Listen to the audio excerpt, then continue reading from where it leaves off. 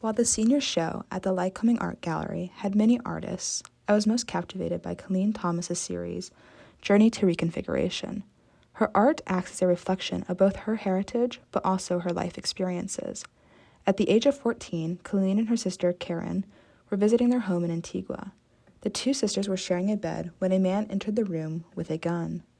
Colleen remembers struggling to remain calm while her sister did everything she could to protect her.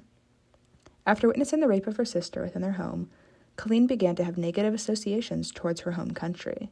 Through her artwork, Colleen began to untangle her feelings of love, shame, anger, and fear towards her home country as a direct result of this one trauma. When the viewer first enters the installation, they are faced with a fake body in all black with a mask on. This figure is placed in a case and clearly on display.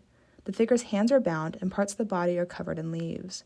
This artwork calls into question ideas about both body and land sovereignty.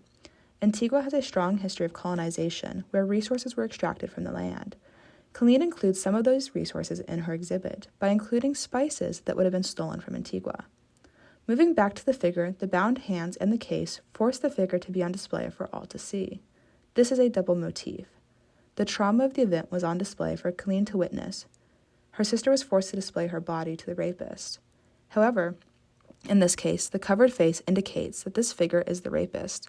By placing him in the case and bounding his hands, his crimes are on display and his victims gain a voice. Above the display are 4 painted ribbons. The top ribbon has the words, "I have $5." This signifies the moment before the trauma. The other 3 ribbons are very abstract, and color is used to express Colleen's emotions during the event. First, she feels empty inside, as seen by the second ribbon, which is primarily covered in grays and browns. The third ribbon has flashes of red, indicating anger, but the majority of the ribbon has unreadable green writing. The unreadable writing suggests confusion, while the color green suggests the intensity of the trauma. The last ribbon is almost entirely yellow, indicating anxiety and danger.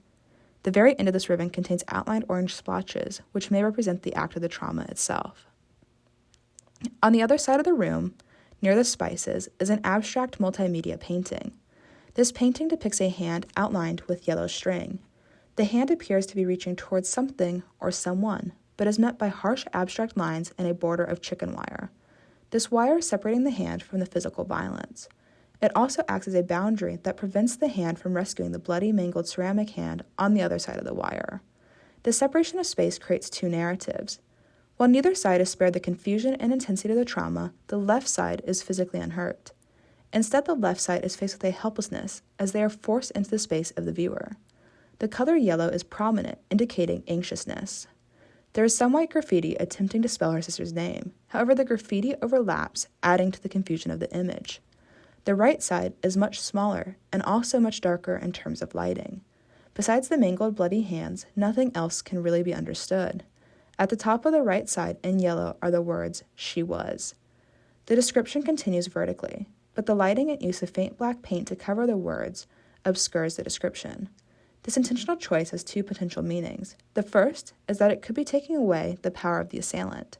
The second is that in witnessing the trauma, the viewer may have covered up parts of it in their head.